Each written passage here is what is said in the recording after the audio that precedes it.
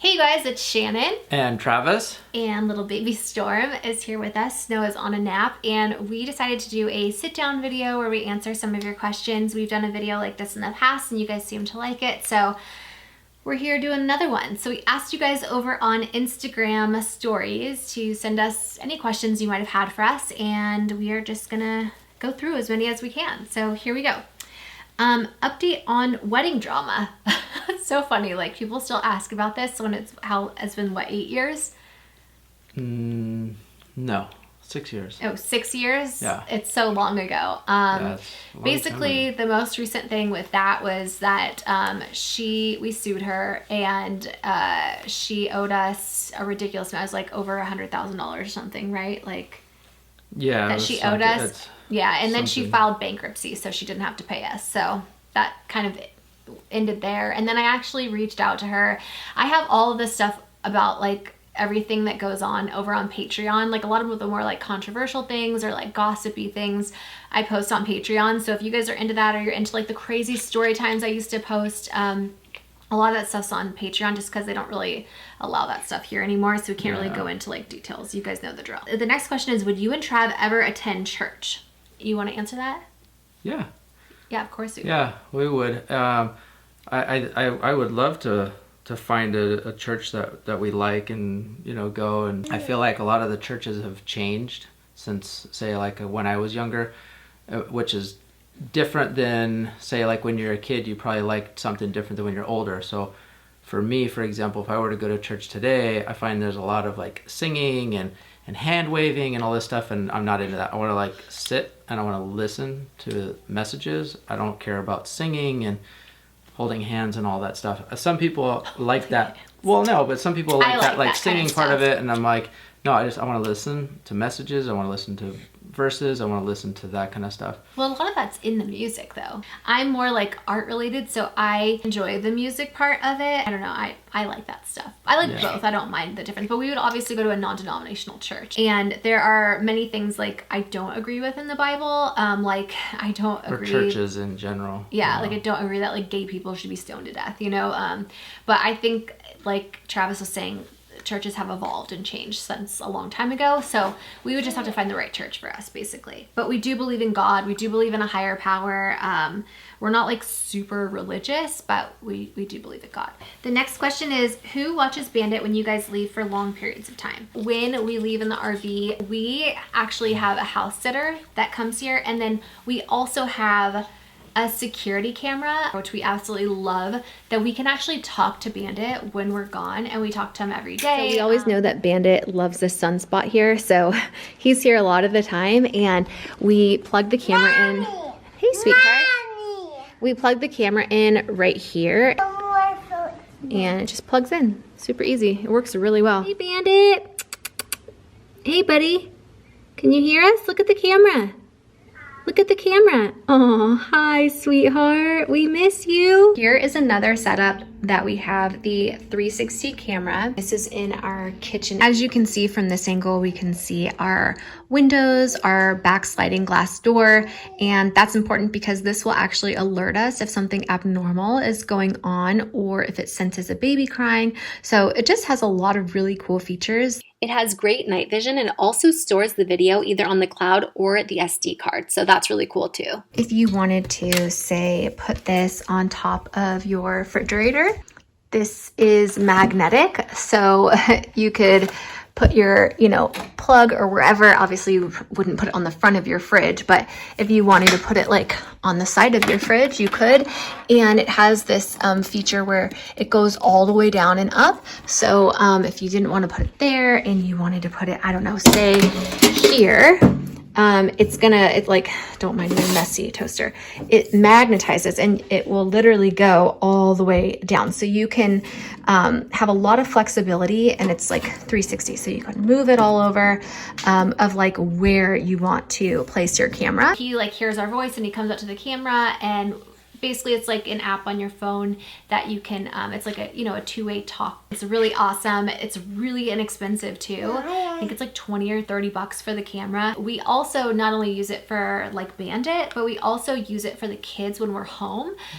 So like we'll put the camera in the playroom, so that way we can keep an eye on the kids, because our house is pretty big. So if we're in the kitchen, the playroom's right next to it, but still like you like to keep your eyes on your kids at all times. So it's really nice to have the security camera. So I'll go ahead and link that camera down in the description box below. If any of you guys want to get it, I would highly recommend it. It's great for so many different things, but it really does give you that like sense of security, because when we are away for a long time, we like to see Bandit and make sure he's okay. And even though we have a house sitter, we like to see him ourselves because we miss him, the kids miss him. So it's really nice to have that camera. Do you know the gender of your last embryo? Yes. It is a boy. They were all boys actually this last crazy. time around. Yeah, we had like 7 boys. Crazy.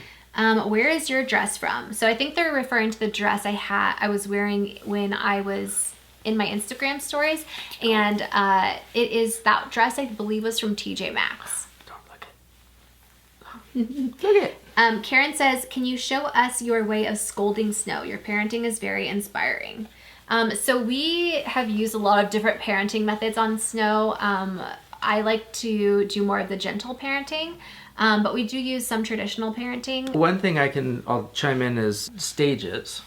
So what works at a younger stage doesn't work as they get older. You know, like if you were to say, you know, you're going to your room for 5 minutes, or you're going to your room for 10 minutes. When they're younger, you can put them in their room and stuff, and they don't know how to open the door. When they start to get older, even if you're like, go to your room, they just open the door or unlock and walk out or something like that. So it's honestly, it's constantly changing. How we parent. How we parent. Like what works and what doesn't. Yeah, what works. Like I said, stuff that we used to do doesn't work anymore just because she's, you know, older. And so it's just kind of a roll with it as you go. And, you know, I think like anybody, you just kind of do the best that you can. You don't want to come down hard on your kids, but you also want to teach them manners. They can't just run around like maniacs and destroy stuff, and they have to have some kind of structure and discipline. And it's hard, you know. It is. Parenting is hard. Yeah. There's no like rule book, you know. Yeah. Well, there probably is, but like every kid is different. Yeah, I mean, that's true. there's just so many different scenarios with stuff. Speaking of momming, what is the best part of being a mom? Or I'll just say like being a parent, because we can both answer that. So I think the best part of being a mom for me, there's so many, but like just like seeing the world through their eyes for the first time, you know, like when they're seeing everything for the first time and like learning new things, and just like their innocence and the way that like they see things and say things. It's just like so beautiful and pure, and like they just love everyone, and they haven't been taught hate or you know what I mean. And it's just like, it's such an amazing, beautiful thing, and I love that. I think you put it best. I think it's just when they light up, you know, and it's just like a pure joy thing, whether it's like they learn how to do something, or they just figured something out, or they saw something for the first time. It's so exciting to see it through their eyes, and just the excitement and the joy, or like them being proud, like so proud of, or happy, just like seeing them happy. Just seeing them happy. I mean, I think it's hard to pick one, but just seeing them happy and smiling like that, just, you could have like a rough long day like with them or at work or whatever the case is, and then they light up like that at the end of the day, and you're just like, oh my gosh, you know, it's like just awesome. So the next question is, what is the most commonly asked question that we get? I think one of the most annoying questions that we get that's asked all the time is like, if you can't have kids like on your own, why don't you just adopt? That's probably one of the most annoying questions, and I'm pretty sure Trav would agree with me. Katie says, baby number 3, question mark, question mark, question mark. So we are planning on having another baby, and we have 1 embryo left. So we plan on trying. They don't allow you when you do IVF, like you have to wait a full year after having your last baby to be able to have another baby. And we're honestly, you know, since I was a kid, my thought, even since I was very young, was like to be married and have 2 kids, and a boy and a girl. And I'm married with a boy and a girl. And so like for me, I am so completely fulfilled and filled and so happy of our situation and everything else. So we would be adding to that, and we understand we've been extremely lucky that we've done this twice now, and each, like, it's happened each time, and that's not the case for a lot of people. So we totally understand that. We're beyond grateful that and we beyond have grateful that miracle babies. Yeah, I think Shannon feels the same way. So like, obviously, if everything works out, then that's meant to be, and if it doesn't, I think like that's meant to be, and you know, either way, like we're okay or happy with it, or you know, whatever you want to say. Yeah. Wow. Why do you intend to homeschool your kids? I'll let you answer this one. I'll let you answer this one. Why don't we both answer it? Okay. So at You start, first, and I'll chime in. okay. At first, I always just thought like, oh, I want like Snow to go to regular school and be able to be around a lot of other kids. I think that's good for her development and to socialize and everything. And then with everything that's going on in the world, I just don't believe that anymore. I also like have a lot of strong feelings about school, and I feel like they don't teach you things I feel like they should be teaching. I think maybe some schools do, but you know, like important things. I think some schools have that like home ec and stuff, but like I didn't have that. And so I just feel like with homeschooling, you have a little bit more control over what your kids are learning about, and making sure that like I'm teaching them how to think for themselves, how to learn things that I think are important. Oh no!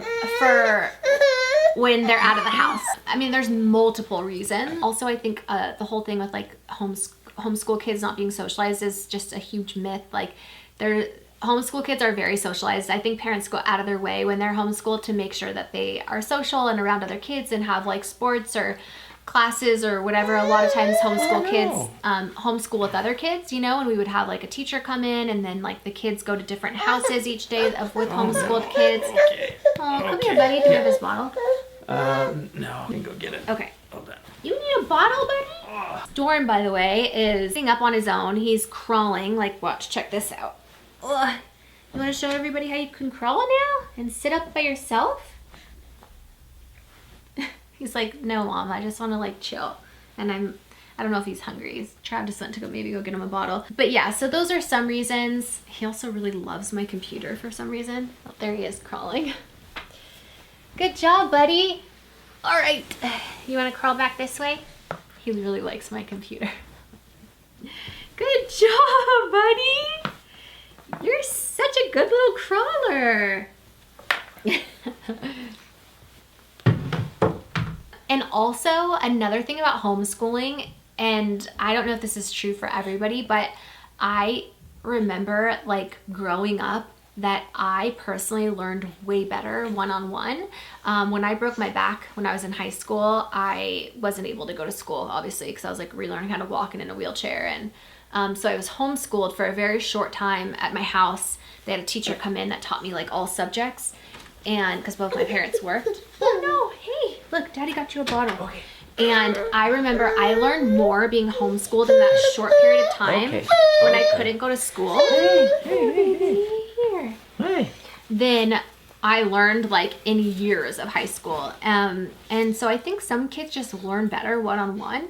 And I also just know all the people that homeschooled were always smarter like than kids that weren't homeschooled. So those are some of the reasons like why we intend to homeschool. Do you want to chime in on any of that, or? I mean, I don't know if you had mentioned it or not, but I think one of the biggest things is I feel like it's similar to like teachers and similar to like news stuff. I feel like a long time ago or back in the day, you would teach and you would teach the facts or teach the information and just kind of be a presenter, if you will, and an explainer of different stuff that you're reading and learning. Now I feel like in general, the world has kind of put their own skew on it and their own bias on everything. So you could have a teacher who wants to teach a certain way with their own kind of slant on it or their own bias on it, and not necessarily present just the facts and be like, here are the facts. They're going to want to like push their own little agenda or something like that.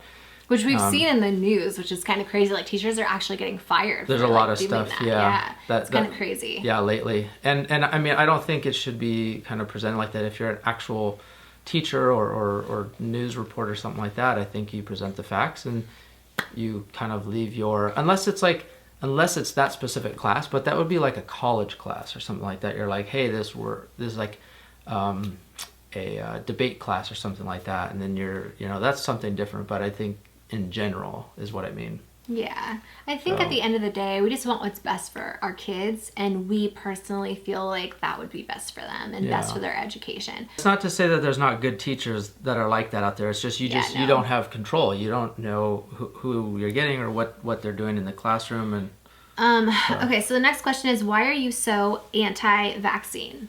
We are not anti-vaccine. I think that this is like a myth that's like going around and is just... We've been talking about this a lot lately because just be careful, because I don't want my video to get taken down for like what we say, you know? Yeah, okay. But mind. we talk about it on Patreon more because we're allowed to, and our videos aren't going to get taken down there. All right. Thanks for normalizing having a different opinion. How do you stay positive with all that's happening? Oh, it's so hard, you know? Like, it's really hard to stay positive with everything that's going on. I tell Travis all the time, like, let's just go buy a forest and move to the middle of nowhere and just, like, not be around people right now because, like, the world is getting crazy. And so it's hard, but we just have to, every day, I have something on my Patreon. It's one of the tiers. It's a life-changing workshop. And in the life-changing workshop, it's like a 30-day workshop that I do, and it's $13, and it's totally worth it if you guys want to do it. It literally tells you like how I changed my life around, how I became not just super successful, but also happy, you know? And it's a really cool program. But in the program and the workshop, I talk about how every single day we should wake up. What are you doing, Betty? And take out a pen and paper or your notepad on your phone and start writing down all the things that you are grateful for. It's just an attitude of gratitude is what I like to call it. And I think once you start realizing like, okay, I am so grateful that I can see, because not everybody can, you know? Take advantage of a lot of things on a daily basis. Yeah, like everybody get out of bed in the morning and walk and use your legs. Yeah. You know, there's people in wheelchairs that don't have that. You know, the fact that we have food in the fridge to feed our family, and not just food, but we're able to afford organic food, like... And it's different for everybody. And like if somebody, you know, can't do that, they're happy that they're able to pay rent or pay like have a a bill roof over your head. or a just car, different even things if it's like like that. a junker that you, in your opinion, like the fact that you have a car, like, or, you know, maybe that's just the fact that you're able to get out of bed that day, you know, and that you're alive. You know, it could be as simple as just being alive that day. And so you want to go roam around. Okay, that's how I stay positive. And that's part of my workshop. And there's a lot more that goes into it, but that's kind of how I stay positive on hard days. I'm having a hard day and I'm like starting to feel sorry for myself or whatever it is. I just take out pen and paper. I start writing down things I'm grateful for, and it immediately changes the way I feel, you know, and I start to feel so much better about everything. So, this little one doesn't quite know gravity yet. Yeah, so. We don't want him falling off the bed. The next question, a lot of the same things. What is the hardest part about speaking up for what you believe in? I think just the fear of being criticized. But again, I'm like, have been heavily criticized online, and, you know, some people call me like a problematic or controversial. I'm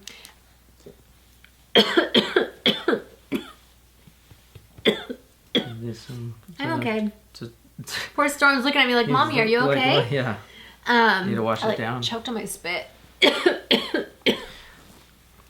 Anyway, I feel like, then again, there's people that think that for everybody. So Shannon and I have, like, as people, just even individually, have always been very different and really kind of always like been a little bit out of the norm or done, you know, kind of like our own thing.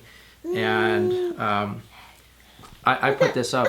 Oh no, hey, you're doing really well. Here. I put this up actually on my Instagram. I just said only accept positive peer pressure. And hey, do you want your bottle again?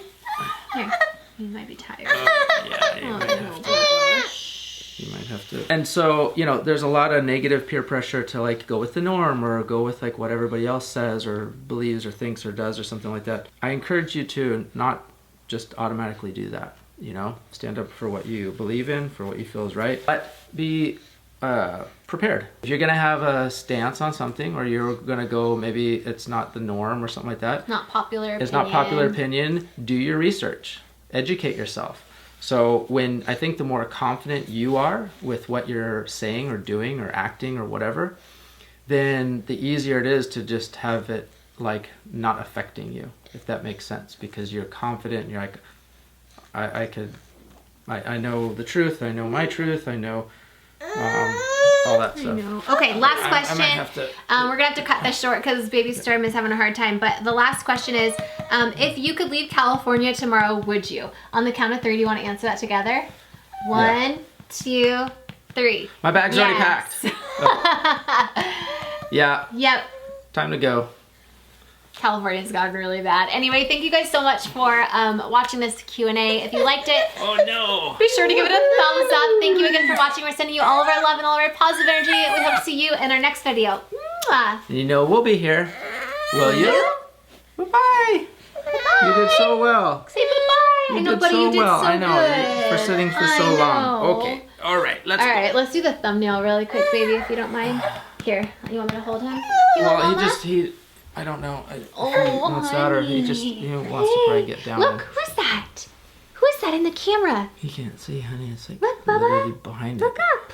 Hi, do you see yourself? Yeah, there you are, buddy.